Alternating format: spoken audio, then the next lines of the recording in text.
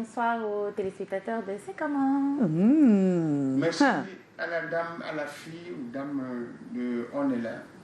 Quoi Je salue les téléspectateurs de C'est comment et je réplique en disant merci à la dame de On est là. La dame Tout de On est là. le monde dans la salle. C'est comment?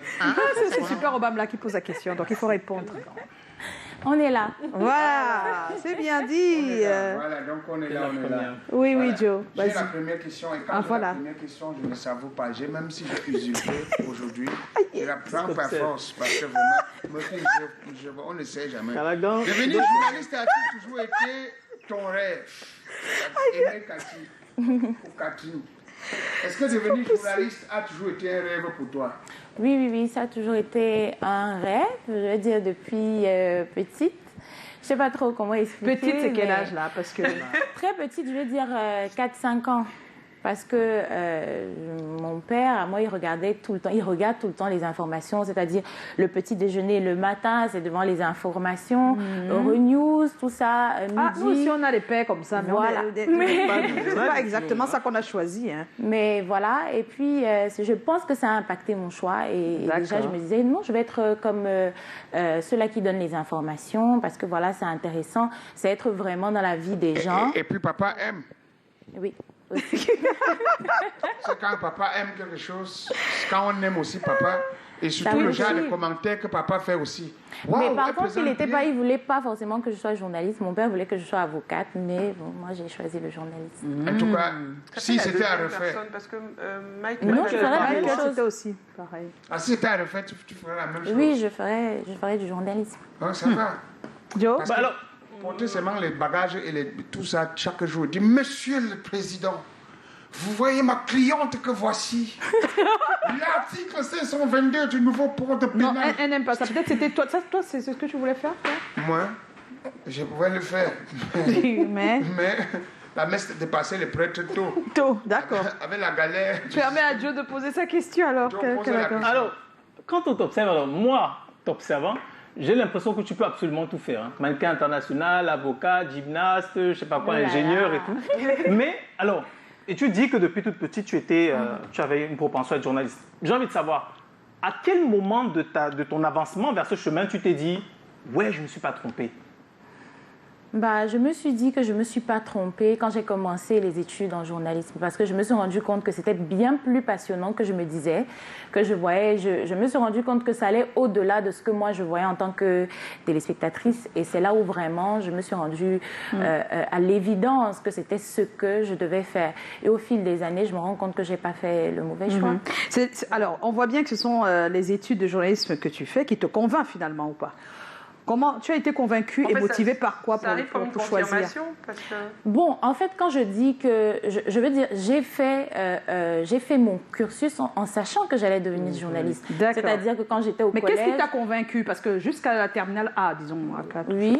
Comment tu... Parce qu'en même temps, c'est pas directement le journalisme que tu allais faire, non? Non, mais j'ai fait justement les études que c'était en lien avec le journalisme. Mais oui, c'était en lien. Quand je suis en classe de 4e, 3e, je sais que forcément, il faut que j'aille en série littéraire pour avoir une meilleure expression, pour mieux m'exprimer, pour mieux embrasser ce métier-là. Je sais forcément que je vais aller dans le sens de la communication. D'accord. Donc, et le journalisme en particulier. Donc maintenant, quand je dis ce qui m'a convaincue, en fait, c'est entendre les autres parler de ce métier, notamment à l'ESTIC. Quand je suis arrivée, on avait des enseignants de renom, Charles Dongo et autres, qui parlaient de ce métier avec les paillettes dans les yeux. Et ça m'a donc convaincue de continuer à aller vers ce métier-là. À mon niveau, avec les paillettes dans les yeux. Donc, ça veut dire que les yeux brillent. Ah, les yeux brillent. Maintenant, ma mère a compris, maintenant que les yeux brillent. Parce que ma mère va poser la question que tu me paillettes dans les yeux. Elle t'a posé la question à quel moment? Ils sont à la maison, ils demandent maintenant à côté. Maintenant, c'est sûr que l'autre a dit, grand-mère, je ne connais pas moi. Maintenant, tu as donné la réponse. Callaghan, ton lundi est très intéressant. On n'a pas le choix. Donc, Aimé Catherine, maintenant que tu vis pleinement en fait dans l'univers de la communication, du journalisme, est-ce que c'est ce à quoi tu t'attendais? Est-ce qu'il n'y a pas de choses compliquées ou est-ce que je sais pas, qu'est-ce qui te semble compliqué en fait dans l'exercice de ton métier? Je vais dire que ce n'est pas exactement ce à quoi je m'attendais parce qu'il y a des réalités qu'on ne vit qu'une fois qu'on est sur le terrain. J'ai commencé à vivre ça quand j'ai fait mon premier stage dans un média professionnel, la presse écrite. On se rend compte que dans notre pays, il n'y a pas forcément les moyens de performer entre guillemets dans le métier. Il y a beaucoup de barrières, il y a beaucoup de difficultés que rencontrent les hommes de médias. Ça peut être de manière à décourager justement quand on embrasse ce métier, mais après on se dit que voilà, les difficultés c'est partout et maintenant il faut que le monde des médias change dans notre pays, dans notre contexte, mais voilà, on essaie de surmonter cela, on essaie de donner le meilleur de soi et de faire partie de ceux-là justement qui auront la prétention de dire demain que si le paysage audiovisuel médiatique a changé, si les données ont changé, c'est parce qu'on était là, on a fait ce boulot-là en fait. Qu'est-ce que tu reproches au monde des médias aujourd'hui? Ou bien qu'est-ce qui a changé, si c'était à changer? Il y a beaucoup de choses à changer. Par exemple, sur...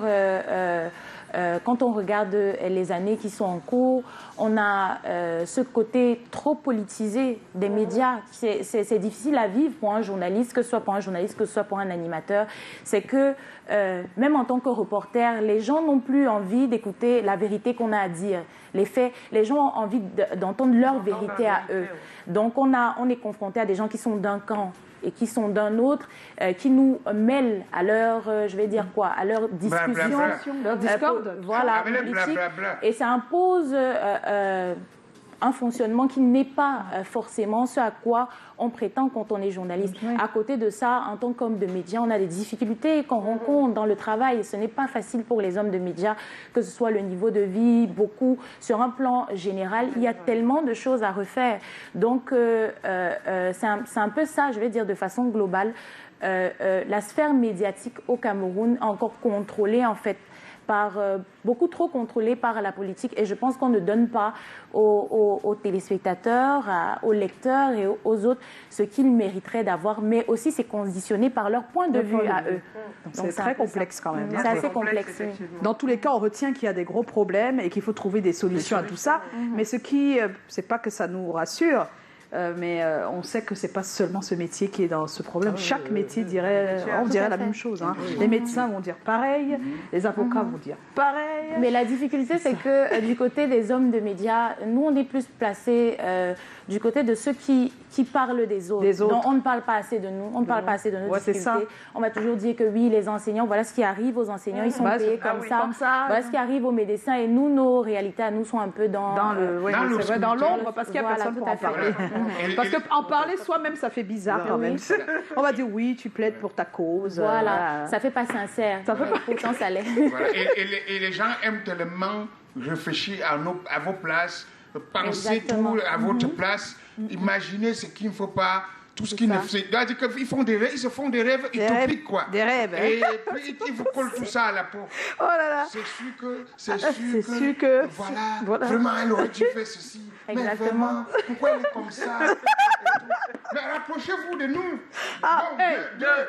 C'est pas toi l'invité. Hein. Non, c'est pas possible. J'ai confondu ma. Alors, tu es une jeune journaliste maintenant que tu es dans le milieu. Qu'est-ce qui, selon toi, discrédite autant ce métier? Parce qu'il y a trop de mauvaises langues. Hein.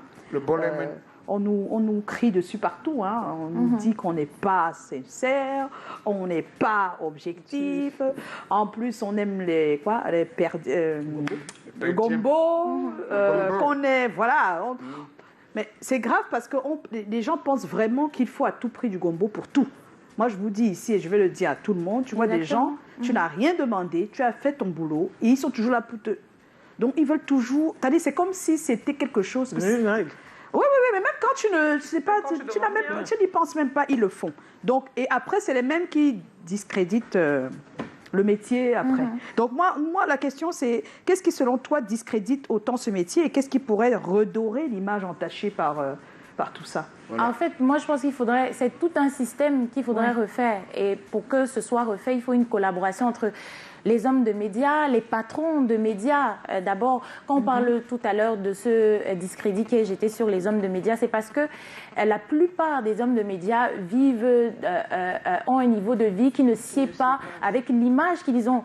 Ils se retrouvent donc, certains, à devoir se compromettre pour, certains vont, je ne sais pas, taxer les unes des journaux, taxer oui, mais les autres articles. le font aussi, mais on ne les insulte pas autant. Hein. En fait, les autres, je veux dire, les autres métiers aussi, il y a de la corruption, justement, c'est partout, il y a la corruption un peu partout, mais étant donné que, en fait, c'est le revers de ce métier. Nous sommes des gens, on est mis en vedette, en fait. On est exposé. Voilà, c'est ça, je veux dire quoi, le médecin d'un hôpital, on ne le connaît pas forcément, c'est sa relation, c'est ce qui s'est passé entre lui et le client, le malade et tout ça. L'avocat, pareil. Alors que quand Joyce vient, elle donne une info sur un artiste, peut-être sur Lady Ponce. Après, on va dire non, en fait, elle avait dit ça parce que... Et il y avait des millions de personnes qui avaient regardé et c'est pour ça que ça crée autant d'intérêt. Donc moi, je me dis qu'il faut revoir aussi... il faut revoir la collaboration entre les employés et les patrons de médias, le gouvernement même en termes d'accompagnement des médias privés. Parce qu'on sait bien la situation dans laquelle se trouvent les médias privés. Ça a un impact sur les employés. Et moi aussi, je vais dire les consommateurs, les téléspectateurs, parce que quand on regarde les chaînes les plus regardées dans notre pays, il y a des chaînes étrangères si on essaie aussi de consommer local, ça va peut-être forcer les annonceurs à fournir plus d'argent aux patrons de médias qui doivent payer mieux les journalistes, les animateurs pour qu'il y ait une certaine indépendance. Qu'il y ait plus de recettes. Voilà.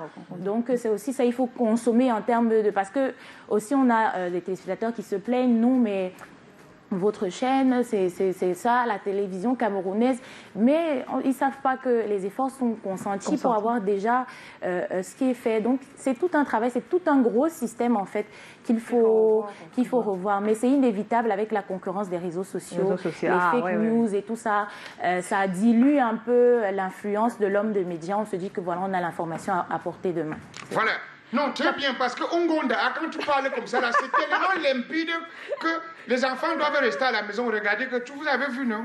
C'est la petite fille qui est venue ici hier, avant-hier. Voilà qu'aujourd'hui, déjà, la manière de parler, elle parle d'une certaine clémence. Vous parlez, c'est tellement beau. Quand tu parles, n'importe quel parent aimerait aussi avoir un enfant comme ça. Voilà. Donc, j'aimerais profiter de cette occasion d'Aurait cru pour dire aussi à Joyce que la question que tu as posée là, c'est parce que tu sais que tu as un système en toi, maman, je sais. Un système en moi. Hein. Oui, en toi. Mince. Prenez mon système en moi, enlevez-le. Bon, ton système, c'est simplement que tu sais que s'il y a 22 000 journalistes ou animateurs, et il y a autour 11 ou 5 de ta catégorie. C'est-à-dire? Bon. J'ai déjà vu plusieurs fois. Ma catégorie. Hein. Oui, ta catégorie. Il y a les catégories. Il y a des catégories. Tu es une femme, excusez-moi, où je te descends seulement, où je te donne seulement les fleurs. Je ne veux rien de tout ça. Mais je dis juste la vérité. Je veux dire que je ne sais pas quel impact ça aura, c'est la vérité que je dois dire. Mais c'est la vérité. Attends, c'est la vérité. Je veux juste dire que j'ai vu, moi-même, plusieurs fois, des personnes qui sont venues te faire comme ça, là. Prends. Tu as dit non, je ne prends pas. Je n'ai pas besoin de ça. Combien de personnes peuvent voir l'argent qu'on donne comme ça là? Et ils disaient non. Je t'ai vu plusieurs fois. Tu as dit non, je n'ai pas fait ça pour de l'argent, je suis désolé. Et quelle était ta réaction? Allez avec votre argent. Moi aussi, c'est ma resté, c'est ma dit oh, chapeau, yes, oh, chapeau. Les gens comme ça sont rares. Alors, j'explique quelque chose, je l'ai dit tout à l'heure. Les mêmes personnes qui vous donnent. C'est les mêmes personnes qui s'asseyent quelque part au bar. Et je tiens à préciser que ça n'a rien à voir avec Canal 2. Hein. Moi, on se connaît depuis quand même depuis longtemps. Donc même à RTM, même au Messager, même dans ça n'a rien à voir. Je n'ai pas fait ça pour de l'argent. Je ne prends pas. Gardez votre argent. Non, c'est pour dire qu'il faut faire attention parce que justement, après, ça discrédite. C'est délicat, ça a double tranchant. Et je pense qu'on n'est pas le seul métier où les gens souffrent un peu. On souffre dans tous les métiers, en tout cas au Cameroun. Je ne sais pas pour les autres pays, mais on souffre un peu dans tous les métiers. Donc, de temps en temps, on peut un peu souffrir et puis chercher comment faire pour s'en sortir. Mais des fois, on paye très cher l'argent qu'on a pris quelque part. Mais des fois, c'était même rien, c'était nul. Mais on sait déjà... Mais j'ai vu une année... c'est ça, en fait. Des fois, c'est rien. Des fois, tu perds plus. J'ai vu une année où un artiste arrive et te fait une enveloppe. Je ne dois pas citer le nom. Et après... C'était où? Tout ça, tu étais où? C'était où? J'ai vu. C'était où? J'ai vu. Où? Pardon, laisse-moi dire la vérité. Mais c'est pas l'émission sur le gombo. Mais je ne comprends pas. L'artiste te donner une enveloppe et tu as dit à l'artiste, non, je n'ai pas besoin. Prends cet argent, va payer la promo avec. Ça va mieux t'aider dans ce que tu veux faire. Moi, je n'ai pas besoin de cet argent.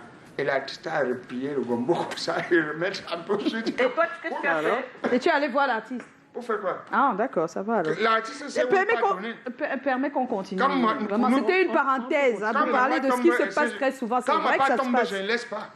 C'est vrai que ça se passe. Quand ma part tombe, je ne laisse pas ma main. Oui, on a compris. Sauf que quand il prend, je sais comment j'ai pris. Tu sais comment j'ai pris pour qu'on ne te salisse pas. Quoi. Oui, ça, c'est que je oui, là c'est différent. Tant que c'est quelqu'un qui ne va pas te salir avec ça, à qui tu ne devras pas quelque chose, ça va quand même. Alors, être jeune et femme dans ce métier est très souvent un combat perpétuel. Voilà. Regarde alors, Joe. Non, je dis ça juste pour amener la gaillerie. Quelles sont les difficultés rencontrées en tant que femme dans ce métier? En tout cas, toi, ce que tu as rencontré. Est-ce que tu as rencontré des difficultés et tu t'es dit, c'est peut-être parce que je suis une femme que c'est comme ça? Bon, c'est vrai que les réalités, que ce soit homme-femme, on a un peu les mêmes réalités, mais les femmes sont soumises à plus de questionnements.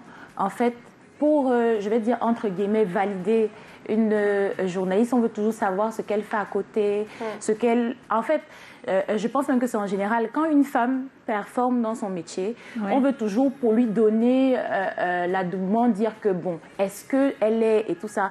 Parce que je me suis rendu compte qu'il y a plein de gens qui disaient que oui, tu es une bonne journaliste, machin, mais est-ce que tu es mariée?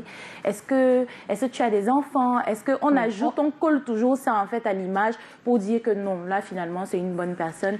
Et aussi, en tant que femme, bref, c'est vrai que les hommes vivent aussi ça. Il y a une sorte d'exposition. Peut-être la même chose que rencontrent les artistes musiciens. Il y a une sorte de starification qui après attire certaines personnes, je vais dire mal intentionnées, vers vous, parce que quand on est sous les feux des projecteurs, c'est tout le monde qui vient vers vous pour... Ton numéro, s'il te plaît, je t'invite à manger. Je t'invite à manger. Quoi encore? Vraiment, on va se voir, tu es une très belle fille. Voilà. Et tout ça, ce qui fait que ça se passe partout. Dans tous les domaines. Seulement que nous, c'est... Là, il y a les caméras. Ici, il y a l'écran. Et comme tu as les projecteurs sur toi... Les projecteurs sur toi. Donc, quand il y a les projecteurs, tout ça sur toi, j'ai parlé, tu as compris. Ça fait que ça peut être à confusion partout. Certaines personnes, maintenant, qui regardent, ils aimeraient bien être à la maison et dire à leurs amis, quand ils boivent leur bière, que c'est manga, hein. C'est ma petite amie. Attends, je vais même l'appeler maintenant. Tu vas voir. Alors qu'en dehors de ça, ce n'est que pour finir, pour me l'en saboter, il ne va t'amener nulle part. Alors quand les femmes... C'est la même chose que le gombo. Vois-tu en fait, c'est presque pareil. C'est-à-dire qu'on le fait juste pour se sentir vois-tu une belle femme voilà, c'est ça. Vois-tu une belle fille comme toi, une belle femme bien décrite, vois-tu une belle femme comme toi et tout. Chacun aimerait dire toujours que j'ai côtoyé, j'ai fait ceci, j'ai fait cela. Mais maintenant, tu vois, ta personnalité, j'ai pas suivi le faux pour t'en sortir avec tout ça. En fait, il faut... mais il y a les bordés au quartier. J'ai eu la chance de... quand je suis arrivée, quand j'ai commencé la profession, j'ai eu la chance de tomber sur des personnes qui m'avaient déjà prévenue sur comment est-ce que ça se passe. Au moins, tu as compris. Qui m'ont dit, ici c'est comme ça, tu vas voir... quelqu'un me disait, voilà, tu vas voir quand tu vas arriver, tu vas faire ta première émission, tu vas avoir des gens qui vont t'écrire, des gens qui vont t'appeler, on t'a préparé, des personnalités et tout ça. Et je pense qu'il faut tout simplement garder les pieds sur terre et se dire que, voilà, comme tu l'as dit tout à l'heure en parlant du gombo et tout ça, ça sert à rien de se tisser une relation qui va nous salir après, parce que, comme Callaghan le dit, c'est juste du sabotage. C'est le sabotage. Ils veulent atteindre les objectifs. Après, on te met au carrefour. Chacun parle sa part. Bordel. Alors, maintenant, on va chanter la chanson là, ça touche. Tu es journaliste et tu as une vie de famille. C'est facile de joindre les deux? c'est pas facile, mais je vais joindre ça, comme on disait tout à l'heure, on parlait de femmes, c'est un peu comme toutes les femmes qui travaillent et qui essaient de bien faire leur travail. C'est deux mondes qu'il faut essayer de satisfaire. Beaucoup de travail à la maison, beaucoup de travail au travail. Donc, c'est pas facile, mais tant qu'on est bien accompagné, qu'on a une famille, par exemple, moi j'ai la chance d'avoir une famille qui m'aide réellement. Donc, les choses sont un peu plus faciles. Mais voilà, ce sont des difficultés que les femmes dans le monde du travail rencontrent assez. Voilà, on va bientôt poser des questions des téléspectateurs, mais avant, qu'est-ce que tu espères aujourd'hui Voilà, ça c'est la question terminator. Avant d'entrer maintenant dans la liste de dragueurs, des collègues déjà qui t'ont dragué ici, et ceux qui ont essayé, avant qu'on entre dans la liste là. C'est pas possible. Si tu parles de Canal 2, qu'est-ce que tu espères aujourd'hui? Callaghan, s'il te plaît. Permets à aimer de répondre. Parce que tout le monde veut connaître. Ce que j'espère, en fait, c'est, comme je l'ai dit tout à l'heure, c'est d'être de cette génération qui va pouvoir impacter les autres générations. Quand je parle d'impacter, c'est pas que c'est prétentieux, parce que voilà, tout ce qui mais tu impactes déjà. Avant. Mais je veux dire impacter le changement pour le changement, l'image qu'on a des hommes de médias, de leur statut et tout ça. C'est ce que j'espère dans un futur lointain, m'exprimer autrement également, explorer d'autres, je vais dire quoi, d'autres aspects de ce métier, ce que j'ai pas encore eu l'opportunité de faire pendant les 4 ans que j'ai eu ici à Canal 2, explorer d'autres domaines. J'en ai beaucoup parlé aussi avec Joe Matrice. Ah bon, Joe, tu as tous les secrets? Dis-nous. On parle beaucoup avec toi, Joe. Joe, c'est pas sûr. Finalement, ne fais pas. Bon, moi je veux voir, il y a Noël, hein. Moi je veux voir Noël. Donc... Bon, d'accord. Alors, il y a Nekuma Minami Diop. C'est comment? On est là. Maman recommence le nom là. Nekuma Minami Diop. Voilà. Mais alors, c'est comment 3 fois. Force et courage à la jeune dame. Pourquoi aime-t-elle publier ses prises de position sur la toile? Cela ne va-t-il pas mettre à mal le principe d'objectivité ou neutralité nécessaire pour un journaliste? J'allais poser la question, mais comme elle est déjà là, ça va. Bon, ce n'est pas comme ça que je devais la poser. Déjà, mes prises de position, ce n'est pas sur tous les sujets, en fait. Voilà. En général, c'est sur des sujets légers où j'aimerais donner mon opinion, mais aussi des sujets que je n'ai pas eu à traiter. Vous voyez un peu. C'est une nouvelle musique, une nouvelle chanson, ce que j'en pense, le débat actuel sur telle ou telle chose, je vais m'exprimer dessus parce qu'après, on est homme de médias, mais on est aussi humain. On a envie de s'exprimer parce que voilà justement le métier dans lequel on se trouve. Quand on fait un reportage, on n'a pas le droit de mettre son sentiment. On a juste le droit de dire, voilà, ce qui est...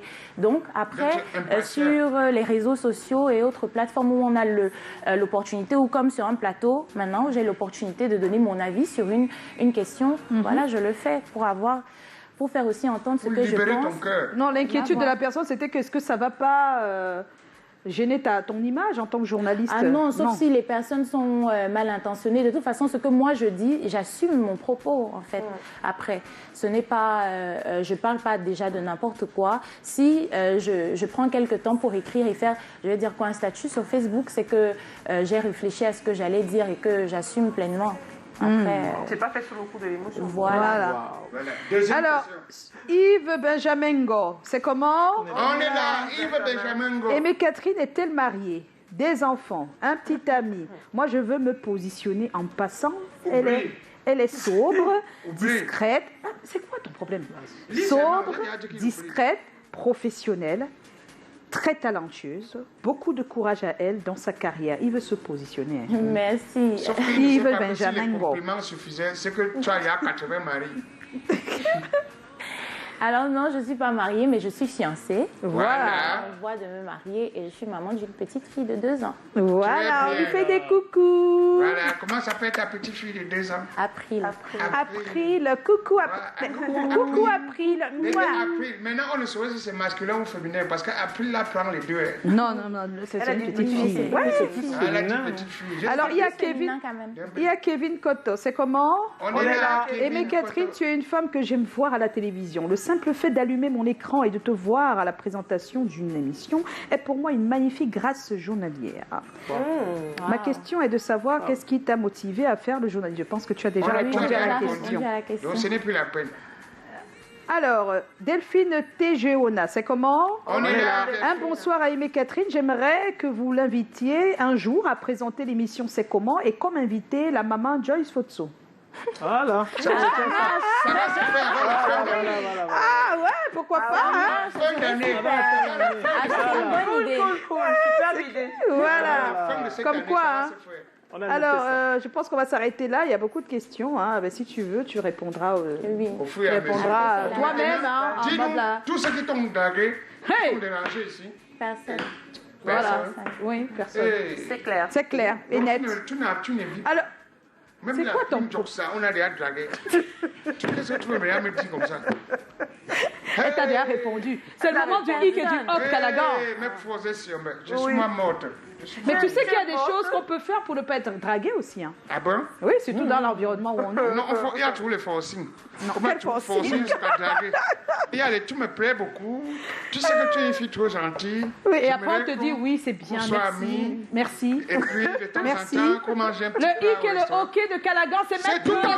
tout de suite, jingle.